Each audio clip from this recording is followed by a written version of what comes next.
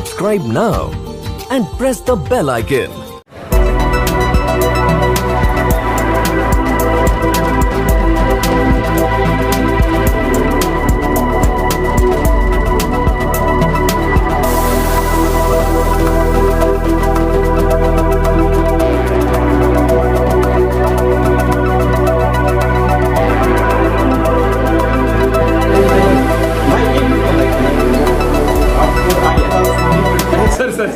आप जैसे पीछे जाओ तो पीछे जाना पड़ता है, यहाँ देखो तो यहाँ देखना पड़ता है, सामने देखो तो सामने देखना पड़ता है.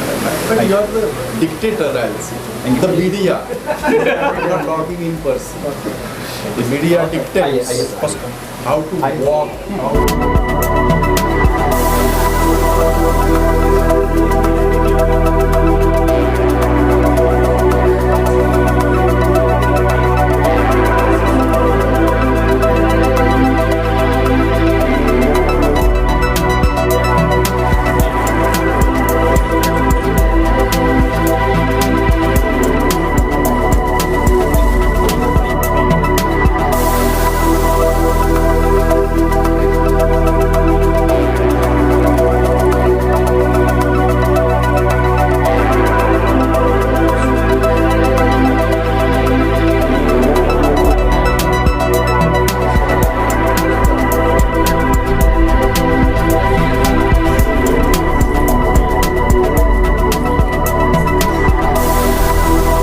एक सॉल्यूशन की बात हो रही है लॉन्ग ऑफिस ओपनिंग हुई है, क्या कहना चाहिए, क्या 20 दिन निकले जी?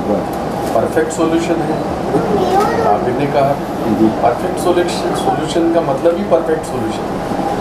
और जैसे निखिल रुपारेल और सारे रुपारेल फैमिली, मेरे पुराने इनसे ताल्लुकात हैं और एक बिजनेस फैमिली है, बिजनेस कम्युनिटी से बिलोंग करते हैं. और ये बंदा तो NSY से लेके हमारे साथ रहा, पार्टी के साथ रहा. और कल आए थे, उन्होंने कहा कि एक नई शुरुआत कर रहे हैं जहाँ लीज आउट करेंगे कुछ कमर्शियल इसके लिए, कुछ अपने अपने जो कारोबार संभालने वाले आधी ऑफिस उनको दे देंगे, आधी ऑफिस में वो खुद बैठने वाले हैं.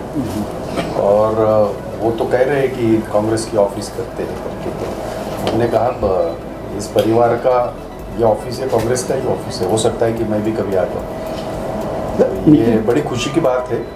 और the way they have decorated, the way they have done up the whole thing, I must congratulate them, all of them. उनको बहुत बहुत बधाई, खास करके निखिल को बहुत बहुत बधाई कि एक जज्बाती कुछ हमारे बच्चे हैं NSY के. और वो जब आते हैं, मैं NSY से यहाँ तक आया हूँ, तो उनके दिल में क्या चल रहा है मैं समझ सकता हूँ. चाहे जीतू हो, चाहे यहाँ NSY से लेके यूथ का अध्यक्ष था गणेश यादव, और अभी तो मेरे साथ सीनियर वाइस प्रेसिडेंट है. तो ये सब बच्चे, हालांकि जब मैं 10 साल पहले देखता हूँ तो ये वही बच्चे थे, बहुत उछल कूद कर रहे थे, आज भी कर रहे हैं, अच्छी बात है. तो बड़ा अच्छा लगता है कि इन दिनों हम मुंबई कांग्रेस का मैं अध्यक्ष होने के बाद जो मैं बैलेंस रखने की कोशिश कर रहा हूँ, तो they will not have any complaint in this committee for sure. On the contrary, the other people have the complaint. They are saying कि lot of youth has been given representation and all. I said, okay, fine. They are the future. They are the future. Of course, Nikhil is the future. So I'm sure about it कि हम जो मैं कर सकता हूँ as Mumbai का अध्यक्ष, एक टीम हमने बनाई है और कोशिश कर रहे हैं कि एक नए सिरे से पार्टी को दोबारा मुंबई में खड़ा करें. जो पहले से है, हमारे खड़े करने से नहीं होता. ठीक है, 19-20 चलता है, धूप चाव तो चलती है, पर धूप चाव का मतलब ये नहीं होता हकीकत दूर नहीं जाती. इसके पहले भी मुंबई कांग्रेस को बैरिस्टर रंजय पटेल जी ने वो अध्यक्ष रहे, मुरली भाई देवरा जैसे स्टॉकवर्ड्स रहे, हमारे कामत साहब गुरदास कामत साहब जैसे स्टॉलर जो कि हिमालय की तरफ ऊंचाई में थे, उनका नेतृत्व रहा। मुझे मौका मिला, उनकी बराबरी तो नहीं कर सकता, बट उनके नक्शे कदम पे चलने की कोशिश हुआ। और इसलिए मैंने जब ये कमेटी बन रही थी, मैंने ये इस बात को हमेशा ये किया है, जोर दिया है कि युवा और हम साथ में चलें, जिसको मैं हमेशा कहता हूँ जोश और होश साथ में चले। हम लोगों में होश है उम्र के हिसाब से, इन लोग में जोश है, तो वो लेके साथ में चले और मुंबई को एक अलग तरीके से हम करने की कोशिश करें। सर निखिल की बात, तो निखिल जी ने मैंने देखा कोरोना का लॉकडाउन के दौरान भी काफ़ी समाज सेवा काम किया, काफ़ी कुछ किया, सैनिटाइज से लेके राशन से लेके काफ़ी कुछ बांटा भी है। मैं एक बात आपको हकीकत बता दूं, इसलिए नहीं क्योंकि मैं कांग्रेस का अध्यक्ष हूँ करके, कोरोना काल में सबसे ज़्यादा अगर रास्ते पे कौन था तो कांग्रेस के तिरंगे के सिपाही थे, ये हकीकत है। चाहे फिर निखिल ने जो काम किया है, यहाँ गणेश ने जो काम किया है, पप्पू ठाकुर ने काम किया है, जीतू ने काम किया है, हमने खुद ने पहले दिन का जो 21 दिन का जो लॉकडाउन रहा, 22 मार्च को जो देश के प्रधानमंत्री हमेशा की तरह जैसे जादू करते वैसे आ गए और मुझे 21 दिन दो, फिर बाद में फिर घंटा और थाली वाली सब हो गया, कुछ नहीं हुआ। पर हमारे लोग झोपड़पट्टी हो जहाँ भी हो, सैनिटाइजेशन का काम तो बड़े बड़े बिल्डिंगों में भी किया, निखिल ने किया, यहाँ पप्पू ठाकुर इन्होंने किया, या हमारा रिडलान है, राजेश रिडलान है, गणेश है, हमने तो स्पेशली उसके लिए पंप खरीदे थे, आज भी है, और आज भी हम सैनिटाइज करते हैं जहाँ भी हमें बुलाते हैं। तो उस दौरान कांग्रेस का तिरंगे का सिपाही इंक्लूडिंग भाई जगताप, हम सारे फील्ड पे थे, चाहे फिर लोगों को रेशनिंग का मामला हो, चाहे वो सैनिटाइजेशन का मामला हो, चाहे ये जो तिहाड़ी मजदूर रहे, मैं ये बड़ी कॉन्फिडेंस के साथ और बड़ी फ़ख्र के साथ ये कह रहा हूँ, लाखों तिहाड़ी मजदूरों को फ्री ट्रेनें, जितने ट्रेन हम लोगों ने ये किए हैं, भेजे हैं, और पूरी तरह उनको एक पैसे का भी उनको पैसा भरना नहीं पड़ा, कांग्रेस ने भरा, हमने भरा, और उनके गांव में जाने तक उनको जो 37 घंटे लगते हैं, 40 घंटे लगते हैं, तो 2-2 दिन का पूरा खाना बाना दे के हमने, और फ़र्ज समझ के, ये कोई ये बात नहीं है। और मुझे इस बात का फ़ख्र है, यहाँ से जो तिहाड़ी मजदूर जाता था वो लखनऊ में उतरता था, वो बहराइच में उतरता था, वो और कहीं, तो उतर के सबसे पहले वो आवाज़ देता था महागाड़ी सरकार जिंदाबाद, कांग्रेस जिंदाबाद, और वो भी योगी आदित्यनाथ के उत्तर प्रदेश में और यहाँ बिहार में। तो ये हमने तो लोगों को कहा नहीं था, पर लोगों ने ये देखा, महसूस किया, आपने देखा होगा उस वक्त पैरों में छाले थे, परिवार सारे रोड पे चल रहे थे। कोशिश की हमारी आघाड़ी सरकार ने, मैं चूँकि मेरी यूनियन एसटी में है, स्टेट ट्रांसपोर्ट में, तकरीबन 12 लाख लोगों को महाराष्ट्र से बॉर्डर पे फ्री छोड़ने का काम उस वक्त एसटी ने किया, स्टेट ट्रांसपोर्ट ने किया, रेलवे से किए।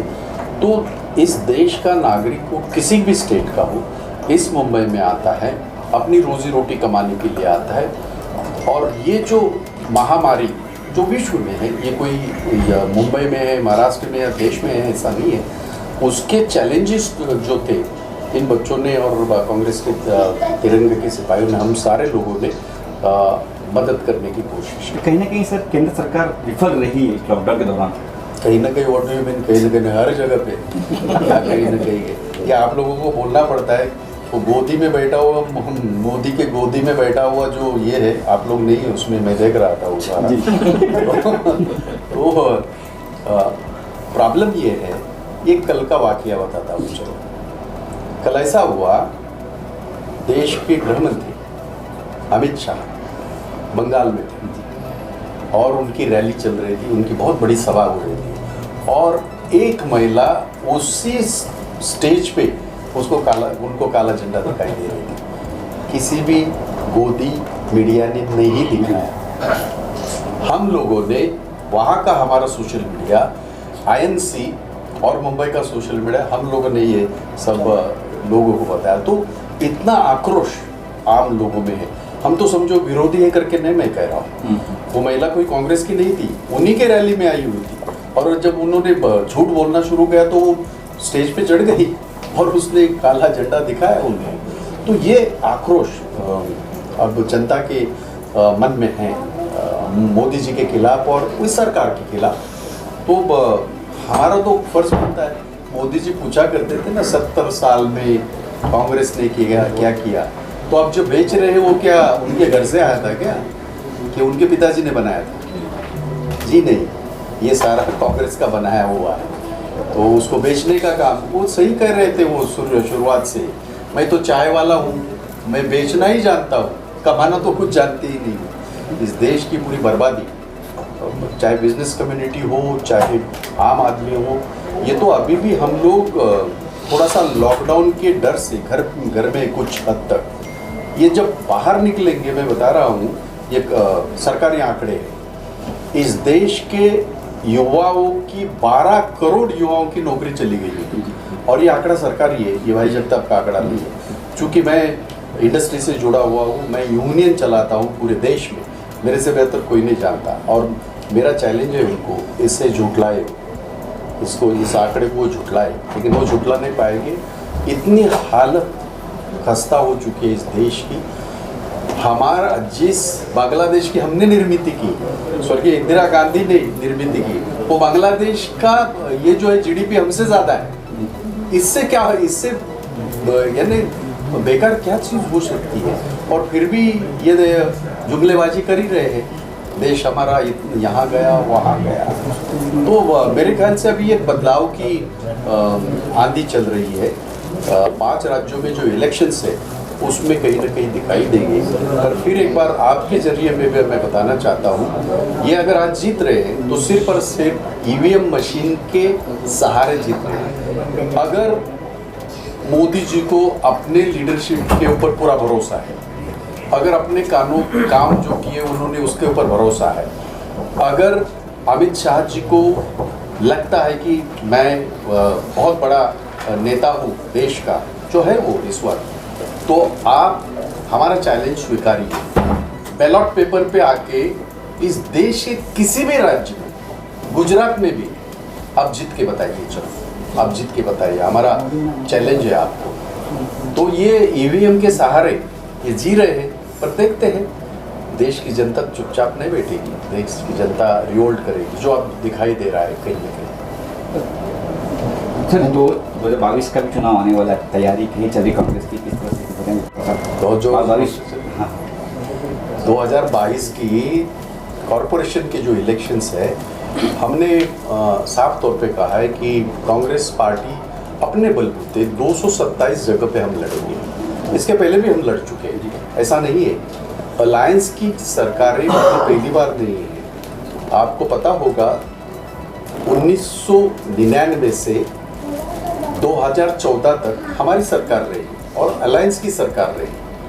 कांग्रेस, राष्ट्रवादी, समाजवादी, आरपीआई के कुछ गुट मिला के हमने हमारी सरकार 15 साल रही। और ये 15 साल के दौरान जब भी कभी मुंबई महानगर पालिका के चुनाव रहे तो हम अपने बलबूते 227 जगह पे लड़े। वही मैं कह रहा हूँ, कुछ लोग मुझे कह रहे हैं कि वहाँ सरकार है तो यहाँ कैसे होगा, तो इसके पहले भी हुआ है वैसे ही होगा। और मेरे कार्यकर्ता जिन्होंने ये सारे पिछले 6-7 साल में ज़मीन पे काम किया है, गली कूचों में काम किया है, तो मैं बिल्कुल नहीं चाहता कि मैं कुछ इसके लिए कॉम्प्रोमाइज़ करूं। मेरे कार्यकर्ता लड़ेंगे। और ये भी मैं बता दूं, आप इसमें से कितना क्रेडिट करोगे मुझे पता नहीं, पर मैं ये भी बता दूं, आने वाले 2022 के चुनाव में या तो कांग्रेस का मेयर बनेगा या कांग्रेस के सिवाय मेयर ही नहीं बनेगा। ये मैं दावे के साथ कह सकता हूँ। आखिर सर निखिल जी को क्या टिप्स देंगे? आप भी रहे हो, आपने कहा वो टिप्स क्या, वो समझता है सब। ये सारी युवा ये बहुत होशियार है ये सब क्योंकि ये जनरेशन जो है ना, ये ऑल इक्विप्ड, इनका एक एडवांटेज ये है, हमें तो तब ये डंडे पड़ते थे पुलिस के, तभी एक ही टेलीफोन हुआ करता था, वो भी डायल वाला, वो भी कभी चले नहीं चले, और वो हुआ करता था ये जो पार्लियामेंट के हमारे खासदार साहब है उन्हीं के घर में हुआ करता था, उन्हीं को मिलता था, और वो तो ज़िंदगी में कभी उठता नहीं था, हम तो पीटे जाते थे। अब इनको जरा भी कुछ हुआ तो हम भागे जाते हैं। तो ये बहुत ये तब्दीली आई है और अच्छा काम कर रहे हैं, और ये बच्चे भी फोकस है। अगर विचारधारा कांग्रेस की है, अगर विचारधारा गांधीयन थॉट है, तो वो पूरी तरह समर्पित है उस विचारधारा को, और जो इस देश की विचारधारा है। तो मैं निखिल और गणेश और ये मंथन, उसने तो बहुत मंथन किया है पूरे देश में, बहुत अच्छी बात है। यहाँ जीतू है, पप्पू है, राजेश है, बाकी सारे हैं। तो मैं बिल्कुल सबको ये बिल्कुल कहना चाहता हूँ कि अब आसमान तुम्हारा है, जितना उड़ना चाहे आप उड़ सकते। भाई जनता आपका साथ देगा। Thank you.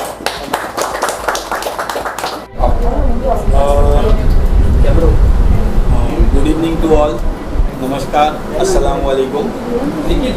मैं नावेद यादव, मैं एक सोशल वर्कर हूँ, जो एक छोटा सा फाउंडेशन चलाता हूँ, खाटिक सहारा फाउंडेशन, बैंड्रा वेस्ट में। और मुझे निखिल उपारेल जी ने आज उनके परफेक्ट सॉल्यूशन के लिए इनवाइट किया है, और मैं इनका बहुत शुक्रगुजार हूँ। और इन्होंने जो परफेक्ट सॉल्यूशन शुरू किया है, एक लीगल एडवाइस के लिए, अगर आपके कोई भी लीगल मैटर्स है जो इजीली निखिल उपारेल जी सॉल्व कर सकते हैं। मैंने देखा है इनके पास काफ़ी परफेक्ट टीम है और काफ़ी एक्सपीरियंस स्टाफ है जो इनके सपोर्ट पे खड़े हैं। और इसके अलावा निखिल जी जो है कांग्रेस में भी काफ़ी सक्रिय एक्टिव मेंबर है, और ऐसे हमारी संस्था के साथ मिलके ये काफ़ी प्रोग्राम करने का हम लोग चर्चा कर रहे हैं, डिस्कशन चालू है।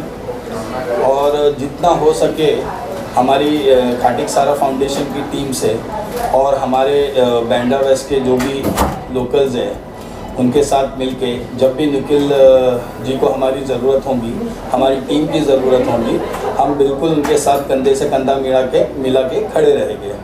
बस यही कह के मेरी बात ख़त्म करना चाहता हूँ। Thank you.